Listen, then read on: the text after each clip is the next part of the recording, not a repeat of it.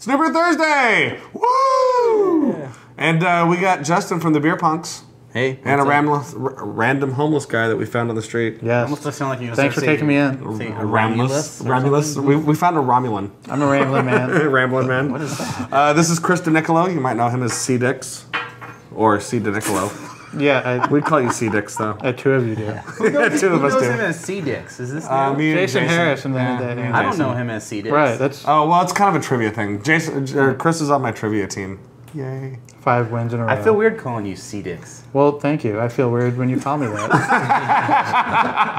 I'm glad that we all feel weird. Speaking of weird, I have a red beard and red hair, and it's weird.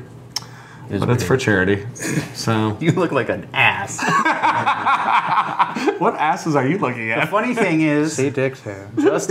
Justin didn't know why Steve did this, and he didn't say anything. Steve just He's showed just like, up. well, yeah. When he saw me, when he came to the house, he's like, "Whoa!" He goes, "That's very punk rock." I'm like, "Right on." And then that's how we left it. And that's what he assumed I was doing. So he just found out that it was for Stone's Die Hards for Charity, which I find absolutely hilarious. Yeah, 'Cause laugh this it whole out. time he's just I bet he's thinking, what the fuck is wrong He's with like, this? "Oh, yeah, the gay guy with the red hair. Whatever, I guess." That's funny.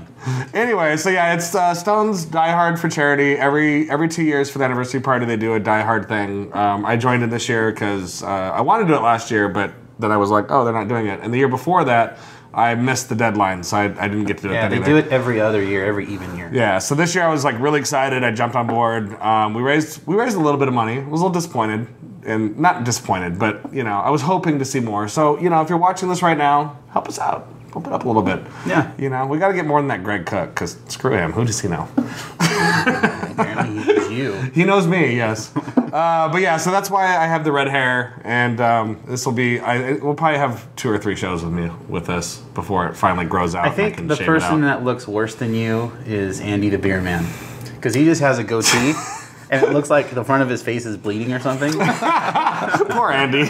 Andy's like, screw you guys, shutting it off right now, unsubscribing. He put a picture on Facebook, and I laughed at him. In honor of Stone's anniversary, which is this weekend, we're going to be drinking their 16th anniversary IPA, which is phenomenal. So I'm going to open that up, and Do we know exactly what this is? I know there's a lot of adjuncts in it. there's a lot of additions. There's some rye, but not enough for it to be a rye IPA, just enough to give it a little spice. There's some lemon verbena. What the fuck is that? I think it's like a lemon zest kind of Like, thing. I'm allowed to Used say in fuck, teas, I right? think. Oh yeah. Okay, good. We fucking say fuck all the fucking time. All right. We've recently converted to saying fuck. Lemon? Or you Lemon said- verbena. I thought you said Levin. I'm like, what is Levin? And then there's like Calypso hops in this. Calypso. Yeah. So cheers to Stone's 16th anniversary and their, we assume, delicious IPA. But this is a different style of IPA that they've done in the past. So it's got a lot more nose on it. I'm getting the lemon off of it. Mm-hmm. Yeah. Definitely a lot of grapefruit, a lot of lemon on there. Yeah. It's got Amarillo hops, too. Yeah, Amarillo and Calypso, and then there's 3 hop varieties that they don't specify. So Cool. it's got a nice dry finish on Smells it. Yeah. really good. Yeah, this is That lemon really phenomenal. that's fantastic. Yeah. It's a nice touch. It's almost like that rye is really prominent, too. Mm-hmm. That's baller, dude. I like that. That is tasty. Well done, Stone. Well done. But I get just like a little bit of pine, almost kind of like a wet wood flavor to it that just kind of like, I think accentuates the mouthfeel. So, What is verbena? I don't know. I just assumed it was kind of like a lemon zest. Well, I know there's lemon verbena teas and all that, for like Tazo teas or things like that. Like they'll have like specifically like lemon verbena teas, Yeah. which are good if you have a But we don't know throat, what things like that. verbena No, is. not exactly. Anybody? If we Vegan, cut real vegan quick, chef. I'll call my wife. She Verbena? can tell us. Google. We don't know what verbena is. Maybe we'll know after. It's pretty good, though. Yeah, We'll I know see. that. Yeah. Because I'm trying to. I can like, taste it in here, but I'm trying to equate it to like if you Exactly. use like lemon zest in a beer, sometimes it's Yeah. really easy to go overboard with that, Yeah. where it just tastes like fruity pebbles, you know? oh yeah, Well, or if you're using the rind, it almost gets that like bitter lemony. That's not good. Well, that's using if you put Yeah. the pith in there, you're gonna get bitterness from the pith. But zest. There's no pith. It's just. Oh, look who knows what pith is, but doesn't know what verbena is. Whatever, John. Don't be petty. Yeah, this smells. Don't be pithy. This is really, really good. Yeah, no, I'm impressed by this. So, but we're gonna be at the Stone anniversary party this weekend. 10%. It doesn't taste like Wow. 10%. No. It certainly doesn't I'm drink that getting way. like 7 or 8 off of it. Yeah.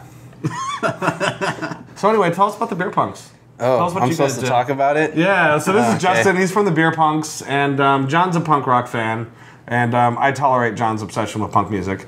As do we all. And I enjoy punk. In fact, I just got finished reading Greg Graffin's book, Anarchy Evolution, which was phenomenal. I'm And still I stuck on recommend like the first 10 it. pages. It's beyond my vocabulary, so. Yeah, I have to read it very slowly. No, I think what I really liked about it was that he uses the rise of Bad Religion. The band Bad Religion is Greg Graffin's band, and then he's also a paleontologist as well as he has a PhD in biology, I think, or I thought it was Zoology. zoology. Yeah. So I mean, he's like super freaking intelligent, and also has this like awesome punk band. all he's ever done is go to school and play punk rock. Right. So But he uses the rise of Bad Religion and some of the experiences that they had in the band to equate to the evolution of humanity. And he does it in such a way that it makes a lot of the more complex topics actually make a lot more sense. And it's really a fascinating read. Even if, like, for me, like, I like Bad Religion's music. I don't really care about Bad Religion as a band. Like, I wouldn't buy tickets to go see them.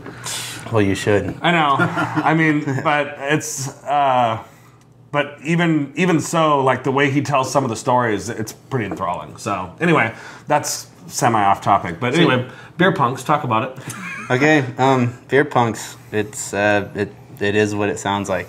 It's craft beer and punk rock, and we just I don't know. I guess I'll give the story as to how we came up with it. it's an audio show, And- right?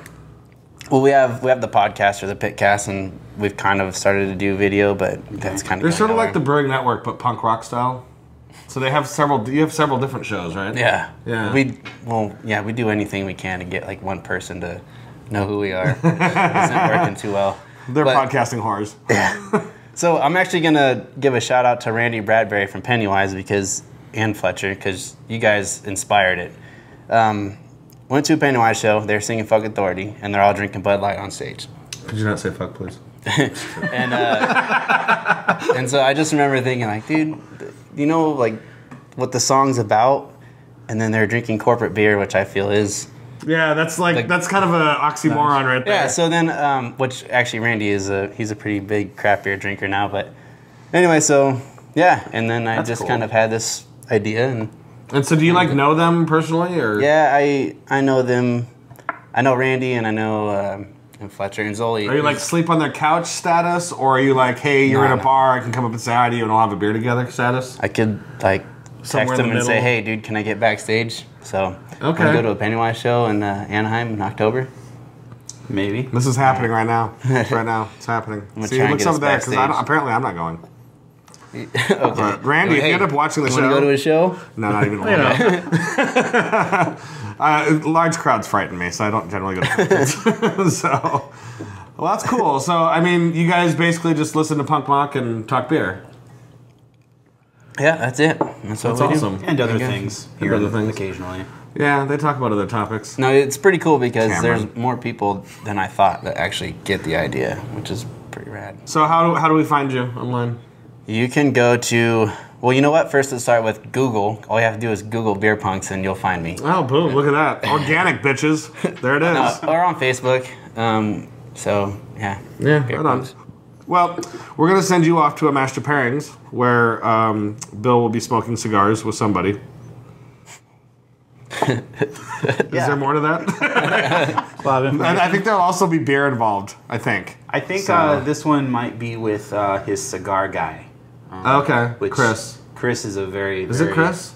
I'm pretty sure it is. Okay. He's a really smart dude. He's also very good at cleaning pools, apparently. Yeah, he's a good cool guy too. So, all right, so go enjoy that. Peace out.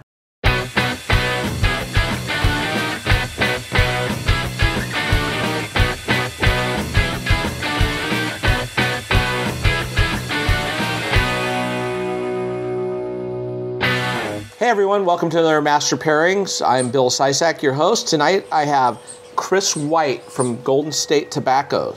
He is the gentleman behind my cigar dinners. He's the guy that comes to Stone and hooks me up with great cigars so I can do these amazing pairings with you. How's it going, Chris? Good, thanks. Today, he brought us some fabulous cigars. I know this cigar quite well. Can you tell us a little bit about this? Yeah, this is the La Aroma de Cuba Mi Amor. It's made under close supervision by Don Pepin, who's one of the new hot rollers out in the cigar market right now. He makes the cigar for Ashton.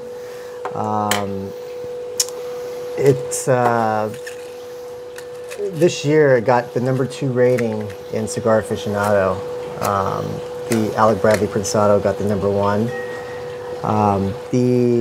If we want to talk about the construction of the cigar, starting with the band, it's a beautiful double-banded cigar. Real gorgeous. It's a box-pressed Bellicoso. The wrapper is a Cuban seed Mexican wrapper. Mexico is becoming a lot more popular on their wrappers, especially wrappers out of the San Andreas area. That was unheard of 20 years ago. Yeah, absolutely. Yeah, no, it's amazing. The binder filler, all Nicaraguan.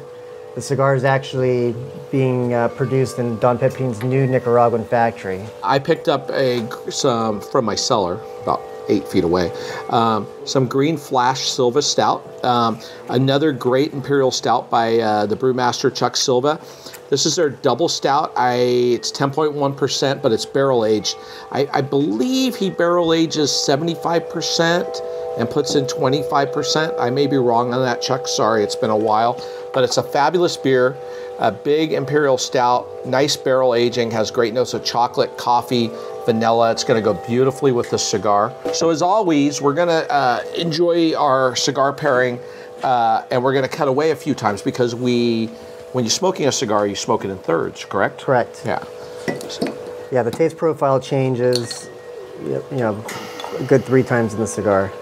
This particular cigar, you're going to get a little bit of molasses, a little bit of raisin on the first half, and previous ones that I've smoked, a little spice. As you get into the second third, it's going to get spice is going to taper off a little bit. You're going to get more, more creamy, more cedary notes of the cigar. Right. Well, let's cheer this beer because I'm dying to try some. Cheers.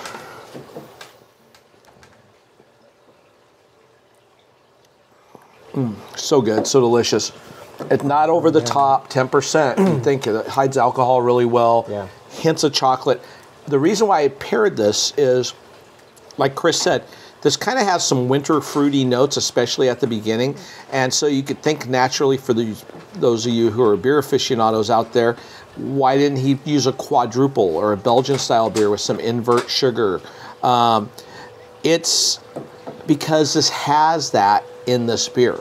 It's a really unique stout in that it starts off really simply, has these wonderful dark fruit flavors, and then goes into the chocolate and vanilla notes. It doesn't overwhelm you with espresso or coffee right off the front. So it goes really well. It's enjoyable. It lifts this cigar up and it accentuates them, and it works really well. Absolutely. Tell me a little about this cut. So when I get a torpedo or figurado, I have a tendency, of course you have a double banding on the top or capping, so you never want to cut too low, but I have a tendency to angle my cutter and slice it like this. And you just told me a very interesting story about this. I never knew the name of that. Yeah. So that particular cut, there's a gentleman by the name of Joe Dickman who about 10 years ago was the manufacturer's rep for the Arturo Fuente brand of cigars. And he'd been doing that before that for a long time, right? Yeah. He pretty much launched the Opus X line for the Fuente family. But what happened is he delivered cigars to, back in the days, George Burns, Milton Berle, all those guys up in the Hollywood area. The old school cigar, cigar smokers. So George goes to him one day and says, hey Joe, every time I smoke a cigar, I'm getting this itchy feeling in the back of my throat. So Joe tells him, George, let me work on that a little bit. So he comes back a couple weeks later and says, hey, George, try cutting your cigar at an angle. And what it's going to do, it's going to, instead of the smoke going towards the back of your throat, it's going to lift it up to the top of your palate and then roll it around in your mouth, and then you'll blow out. So George basically said, Joe, you're full of it, and so Joe says, I'm going to try it. So a couple weeks later, Joe goes out there and says, and somebody calls him and says, hey, George wants to see you.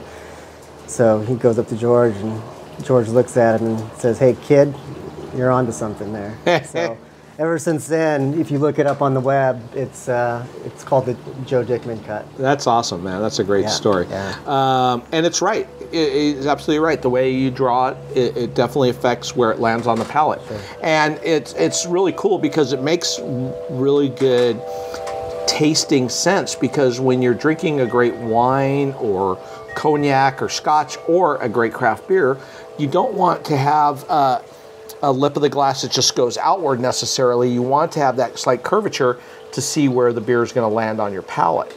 And so it has the same concept. So I really like that story, and it really falls right in line with what I've promoted for years with the beverages. So I think it's a great deal.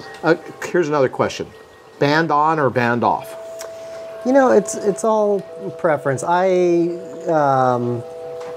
me preamble real quick. The story or urban legend or the classic thing is you leave the band on so you're not touching the wrapper of the cigar, because the oils from your fingers have a tendency to affect the wrapper. Yeah, that's true. Or the tobacco can wear under your fingers. So the reason the cigar ban actually came to inception was one of the old queens back in the early days. She loved smoking cigars, but she didn't like the tobacco getting on her white gloves. That's right. I think it was Queen Victoria, actually. You're right. So I prefer, my preference is to smoke them with the band on. Right. When it starts getting down, then I peel them off. Yeah. Unless you're doing a long ash contest, then you take it off prior to. Exactly. So we're well into our first third of the cigar. It is smoking amazingly.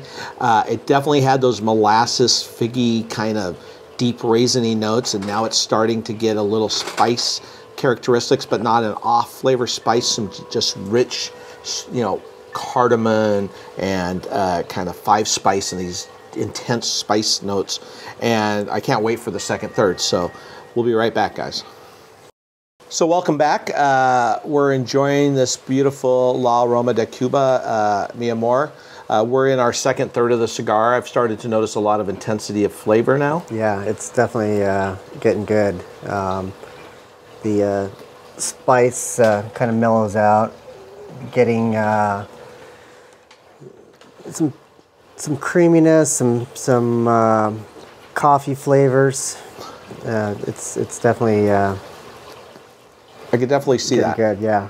Yeah, coffee, a little cocoa, creaminess. It's going to go beautifully with the cigar right now. Yeah. With this beer, so I'm looking forward to that. It's almost like mimicking the flavors. Yeah. Yeah. Yeah. And it pairs so the well. cigar brings out more chocolate than I've ever had in this before. It absolutely does. Which is truly amazing. So before you were drinking craft beer, what did you like to have with your cigars? Usually coffee. You'll notice. Coffee goes very well with cigars as well. In a lot of these Central American countries where cigars are produced, you get a lot of coffee plantations, a lot of sugar cane. So the soils marry. So that's how you get a lot of the same taste profiles as sugar cane and coffee. Which makes real sense. Yeah. I mean, I'm all about regionality. I always preach that. It's always great to try when you're trying a regional beer. A historically important beer, for example, to try the food in that area, because they've naturally meshed them together so that they can accentuate each other. So that makes perfect sense that coffees in places like Nicaragua, Honduras are going to marry really well with the cigars that are produced in those areas. Right. So you have Golden State, but also your partner actually has a place for people to actually go and get cigars if they don't have a retail license. And where is that? They're in East County, San Diego, El Cajon. It's House of Cigars at 2990 Hamishaw Boulevard. You can ask for Akram or Larry. They got. You can tell them Chris sent you. Yeah, they got a great selection. They got Opus X, Liga Privada, Tatuaje, Illusione, all the boutique brands out there. All my favorites. At some of the best prices in Southern California. And if any of you guys are interested in box purchases that don't live in the San Diego area, you can always contact me too, and I can send you out a box and send you a price. So how would they contact you, Chris? My email is Chris, C-H-R-I-S, at goldenstatecigars.com. For those of you who are fans of the Stone anniversary parties, of course we're having our 16th anniversary on the 17th and 18th of August this year. Huge event. 6,000 people will be in attendance over the day. The great news is I've finally got us, I've talked, well, I didn't have to talk Steve into it because Steve is quite the cigar aficionado, but we actually together talked Greg into allowing us to have cigars this year. That's great. At the festival. So Chris will have a booth there both Friday night for the Brewers Reception, if you guys have tickets for that, or Saturday all day right outside the rare beer section. So even if you're not doing the all-inclusive ticket, you can definitely, if you're going to either session A or B, if you want to take a break, it'll be enclosed in the beer area. You can walk up there with your beer, buy a cigar, sit down in the lounge, enjoy a great cigar. Yeah, no, we're going to have a great selection there. We'll have some seating there. And then we're going to be right next to you in the rare beer section, right?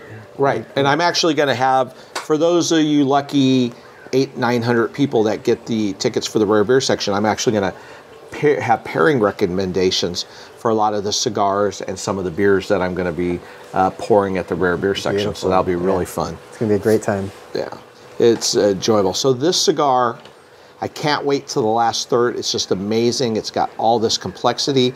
I'm really looking forward to it. So I'll tell you what, we'll be right back when we get down to the crux of the situation. Wow, getting intense. Yeah, no, it's getting into some flavors of dark chocolate, some earth tones.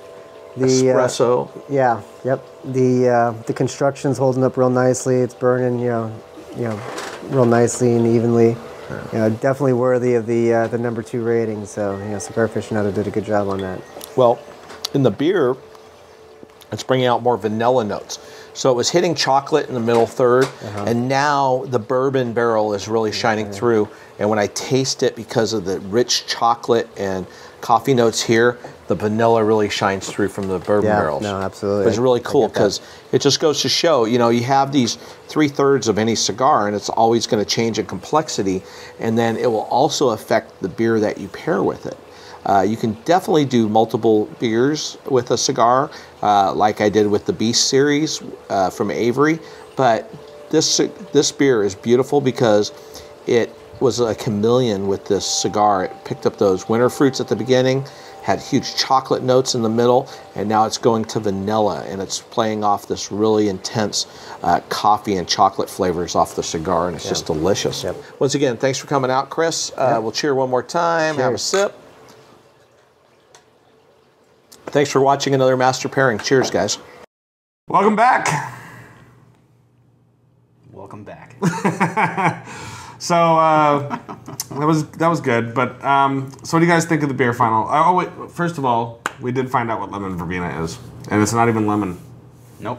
It's like an herb that has leaves. It's herb, yo. And the leaves give off a lemon flavor, and so that's where the lemon comes from. So yeah, I actually like it. I think the lemon verbena is kind of a cool way to do this because I think that's why we're getting just that nice hint of lemon without it being too much. This beer smells amazing. It smells really, really good. Yeah. So. And as it warms up, the bitterness kind of kicks in a little bit more, and you get a little bit more of the dryness on the back end. So it's definitely a stone beer. Definitely a stone beer, absolutely. Definitely not something you want to age or cellar. This is definitely something you want to drink. They're coming out with a new beer. Yeah, we're going to be at drink by 16th anniversary, and they're doing like a Google Hangout thing. But it's they're literally calling the beer the date you should drink it by. It's called Drink by 9/21/12. Oh yeah, I saw that. Yeah. I think it's gonna be. I think they're gonna do a series of beers like that. It's like the Drink by series, and so they're gonna have beers that get released with it, like Drink by and has the date on it. It's a great idea because it relieves you of all shit talkers. Yeah. Where it's like someone who drinks it 6 months from now is like, this beer sucks. Dude, what's the name of the fucking beer? Drink by 9:20. Stone's like, oh, you put expiration dates on your bottles? Awesome. You know what? We put it in our name. How's that sound? And I think the problem is a lot of people that... It's one thing to purposely cellar a beer that you shouldn't cellar, as long as you know that it's not going to be the same. Right. Don't open it 2 years later and go, oh, this tastes like shit. But don't drink a beer Don't be that guy. Don't be that guy. Beyond the drink by date and expect it to taste like it Well, because I've had people that have sent me messages and stuff that are like, oh yeah, I just tried Stone's 13th anniversary and it's like horrible. And I'm like, well, of course it is. It was a red double IPA. Greg will tell you that. That is a horrible beer now. If you own it, then you just need to keep it sealed forever. Yeah, you said that about the 15th too. Yeah. So anyway, and like John said, this weekend, if you can't make it to the Stone 16th anniversary, you can kind of participate because apparently Google's showing up and they're setting up this big thing for the Google Hangout. And John and I will be hosting that with Greg and Steve Wagner. So that'll be fun. And Greg dyed his hair as well, so it's going to be a lot of redheads. Just the head, not the beard. Yeah, I didn't do the beard. I was like, oh, hell, Greg. It all has to be red. His hair will be red. Pissed if I show up with blue hair? Well, no, you don't have to. Unless you're involved in the actual Die Hard charity, you don't have to dye your hair. That's just for those of us that like join the charity. You can just dye your hair if you want. John's not going to do it because John's too conservative. He would never do that. I'm doing gray for Stone 20. I don't think I have a choice. He's like, in 4 years, I'm going to be gray, so I might as well just go with it. It's platinum. Right, So, yeah. Silver. So I'm just looking forward to getting my salt and pepper beard back because it's dead sexy.